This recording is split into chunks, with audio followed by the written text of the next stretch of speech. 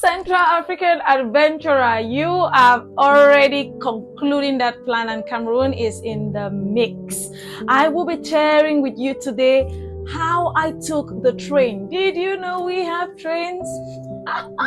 We have trains, but the kind of trains. That's why I'm sharing it with you now, so that as you're planning, you will be aware. I'll be sharing my 2024 journey that I took from Yaoundé, the capital city, to Ngaoundere. Ngaoundere is one very large city in northern Cameroon. This trip had a lot. A lot. From crowded cabins to dust to broken trains and free sardines. Buckle up and I will slice the little bits and details of it as we move on. Now, concerning the tickets to take this journey, it was a little bit of a surprise for me, mainly because I was coming from the southwest, Boya, far away from Yaoundé. But I would recommend that you buy your ticket a day or two, or probably a week in advance. Why? Because when I arrived early in the morning, I went to the Camrail station. It's actually around Fuda. So if you take a taxi wherever your bus stop is, and you say Fuda or Kate Fuda, they will leave you at the entrance of the gate. It's actually, you just say Gare Routier in French. Gare Routier is a train station and it's very big. It's obvious. It's by the road. I got there and I was about to buy the ticket when I was told, "Madam, you're too early." Actually, there was no counter that was open. And that was 7 o'clock in the morning. Welcome to Cameroon. The counters opened, I think, around 7:15 or something like that. But they were accepting only passengers traveling from Douala to Yaoundé, and Yaoundé to Douala, I mean to say. That means there is also another train line that goes from Douala to Yaoundé. But the most famous and the long one is the one that leaves from Yaoundé to Ngaoundere, where I was adventuring to. So I sat there for a while, waited until the counter for Ngaoundere opened and we were informed that we could go buy our tickets. I was desperately in need of the first class ticket because I had heard, maybe not from people, but just searching, that it could be more comfortable. Maybe not really even comfort. I was just assuming it would be comfortable. So when I arrived, I was told there are no more first class tickets. And the shock on my face made the counter, the cashier, even more surprised. She was like, the only option is second class, or you go, I think, 3 more days after, and I had no time to spend in Yaoundé. So I took the second class. The nightmare of my journey began after that, but I'll spare you the details for a few seconds. Now let's talk about the real travel story. I boarded the second class at 8 p.m. when we were informed that we have to get in. And my surprise number one was how cramped the train wagon is. Chairs are put like face to face. So you're literally sitting like this. Knees. Your knee must touch your neighbor, even if your neighbor is not your friend or family member. Well, okay, that was the very first surprise. And then the second one is almost every stop, people were added into the train. So people just get in. So that means even the aisle where you're supposed to be able to feel free, if you're sitting by the edge, is crowded. People were literally sitting on the floor of the train. And believe me, it wasn't very clean. It really wasn't clean. In terms of hygiene, clean, it was not clean. They were sitting there, and a lot of them actually were families and groups. And Cameroonians generally are people who are extremely friendly. I'm not saying this because I'm Cameroonian, but I'm saying this because realistically, I've traveled and I have met people from different countries, and I have lived in my country for more than 25 years. We are naturally friendly people, which means that we talk almost any and everywhere. That already implies that I wasn't able to sleep. because there were people who were talking all throughout the night, and it's our culture to talk. You cannot tell someone to talk and stop talking. So I literally was just counting the hours, and it was supposed to be almost a 2-day journey. So I mean, when I say 2 day, I mean like more than 24 hours, because they say 18, 19 hours, but in Cameroon we don't believe those hours according to what the website says. Now let me go to the second part that will be shocking to you. The train does not have air conditioning. No fresh air. That literally means the windows of the train are open, but not like completely open, like half open. This up part is open, the down part is. That's like if this is the whole window. So at the top part, as the train is moving, all the dust around the Sahara Desert area, because the northern part is close to the Sahara Desert. That's, if you don't know that Cameroon has some part of the Sahara Desert, we have. All the dust around that part of the world was entering into the plane. Plane, did I say? Train. So it was just like constant particles flying in and out. I had to live on a mask. Seriously, the heat was choking. I was just like almost suffocating, but what do you do? I already paid and I was in the middle of the trip.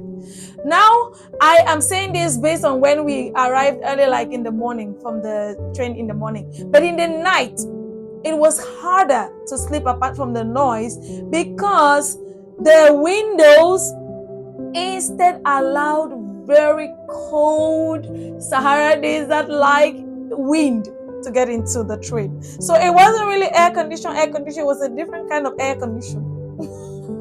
I was literally shivering.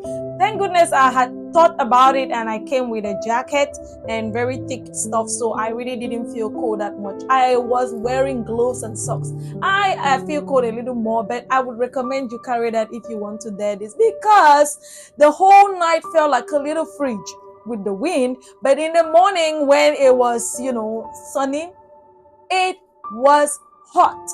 I mean, like really hot. The northern part is reputed for being hot, and it was hot in this train.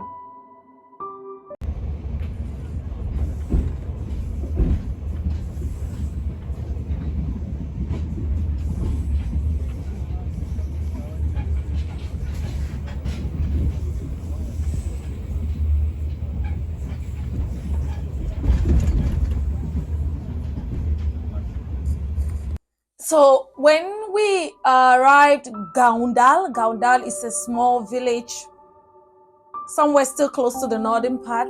The train refused to continue. I must, emphasize here that Cameroon railway is locomotives. I mean, like the ancient trains. Oh, the train said, we have to pause here. You guys need to do some other locomotive work on me, because I'm not going anywhere. So we were stopped. I mean, like really blocked. We couldn't shake an inch. It was then that I said, okay, because I mean, everyone was literally going out, and thank goodness it was morning. So at least we were able to see sunlight, and the people of Ngaoundéré. It stopped at the Ngaoundéré train station. So we went out and we're just walking around and moving. And as usual, expected, I said, let me try to see if I can use the bathroom. My first surprise was everything was made out of steel. I was like, wow, this is some kind of class. I used it, finished, and went out. But while I was standing out, I just, needed a fresh air. I noticed that the bathroom, when someone urinates, it literally falls down on the tracks. My country doesn't have a drainage, storage, or sewage system. What did I say? Anyway, you understand what I mean. So it was like in, out, out, out, everybody can see. What embarrassment and shock in 2024. Hey, this is not insulting or, condemning my country, but it's just describing the reality of what I experienced. And I just feel like that was not the only facility that looked worn out. Even the chair covers, the hygienic condition of the whole train, the windows are dirty. I mean, before we even started, not to talk of after. By the time we arrived in Ngaoundere, the whole train had a different color. We had to spend almost 4 to 5 hours on the spot in Ngaoundere without explanation of what is actually happening. That's where the free sardine came in, because Cameroonians, like I said, are people who are extremely outspoken. We talk, and sometimes we talk too much. This time around, a lot of people started grumbling. After 2-3 hours, it was boring to be on the same spot, no aircon, stuck, and people had to go out, but you still feel like you have something to do in Ngaoundere. What are you doing there? So people started, and it seems like the station manager heard, and then they decided to surprise all of us. I don't know if this has been happening. If it has been happening, please drop on the comment section and tell me, other fellow travelers. I was shocked. Guess what? They brought big bags of bread, the long, we call them chaud, the long Cameroon bread. It's actually the French bread, but you know, this is part of French Cameroon, so French bread is a delicacy. They brought the long French bread. They gave us bottles of water. They gave us sardines. That's where the sardine part I mentioned at the beginning came from, for free. Typically, these trips are, you don't get any snack or any beverage or anything throughout, because the money goes for, I don't know whether it's for maintenance or what, because nothing almost seems to be very different. We got that free food. Everyone was shocked. At least people who have been traveling before were really the ones who said they were surprised, because this rarely ever happened. So maybe I was on a lucky day. We ate, and I think 2 to 3 hours later, the train was fixed. And then we started again another 8 to 9 hours before we finally arrived in Ngaoundere in the evening. So that's just to say, if you have something very important, please take the flight. Because the train will not probably arrive at the time you're estimating it to arrive. Yep, that was my horrifying story. When we arrived, I was very, very impressed by the Ngaoundere station. For me, it actually looks better than the Yaoundé station. It was packed with vendors all around, typical, you know, African style. And I was really, really happy to just get to my hotel and rest for real, because I was drained. That practically took more than a day, almost a day, because we left at 8 and that was like 5 p.m. the next day in the evening. So almost 24 hours of traveling. You would think that after that experience, I would be smart enough to know that when I want to go back, I should get a first class ticket on that day, right? I didn't do that. Anyway, one of the main reasons why I hesitated was because I was anticipating to travel and continue to Marwa and Garwa. Those are other cities further in the northern part. But when I got to Ngaoundere, I heard that the roads to go to Marwa and Garwa are really, really bad.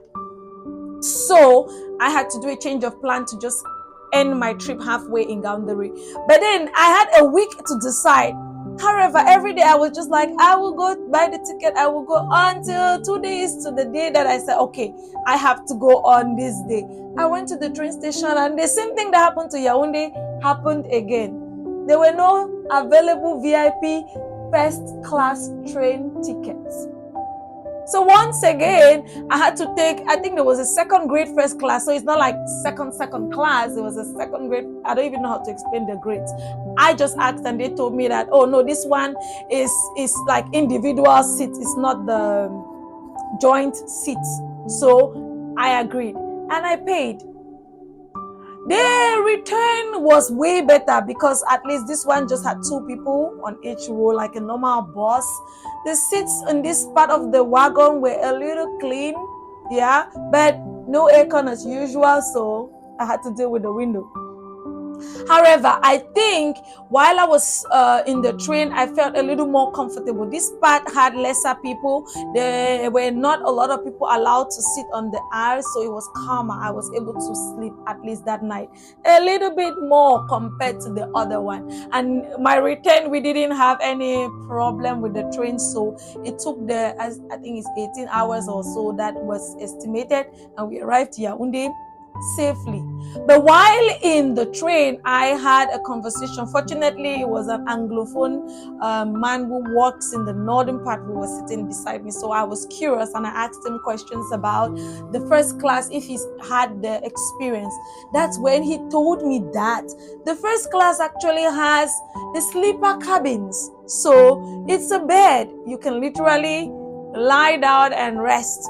He said he has been using it, but he made the mistake like me to not book early. So that's why he had to use the one that we were using. And he said it was really comfortable because there are fewer people and the space is, you know, a little clean. I was curious about the bed sheet hygiene, but he said it wasn't that bad. So maybe I will try that in the future if I ever want to try this journey again. If you slept in the first cabin, please drop in the comment section. I'm curious to know what to expect before I take that journey again. So I'll have to round up my Yaoundé to Ngaoundere and Ngaoundere to Yaoundé trip through Camrail. I would say this is a trip you can absolutely take because it saves you a lot of time in terms of if you have to use the road. By the way, there is a trip that you can take by the road. It will take you 2 hours by bus and 2 days, sorry, as I heard. And the fastest is the plane. But get ready to pay a lot of money. I don't think there is an airport in Ngaoundere, but it no longer functions. So I think the only airport is the Marua airport and Garua airport, I think. So that still takes you to the north, makes your journey faster, but get ready to pay a lot. Flight tickets, even within Cameroon, are not cheap. Not at all. So would you want to take this trip? I would say yes, dare it. Why? Because it's one of the only ways that will make you experience the scenic view of Cameroon. Cameroon has been referred to as African miniature because we have everything you can see in the whole of Africa in Cameroon alone. I will keep that for another video. So despite the chaos that I had, which might be exceptional, I would recommend you use this because it gives you a whole different perspective of the country.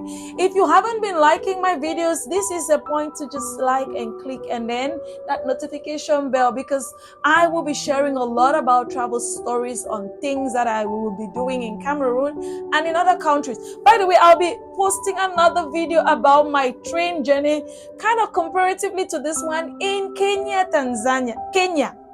So in my niece's voice, after you click, I will just say bye-bye.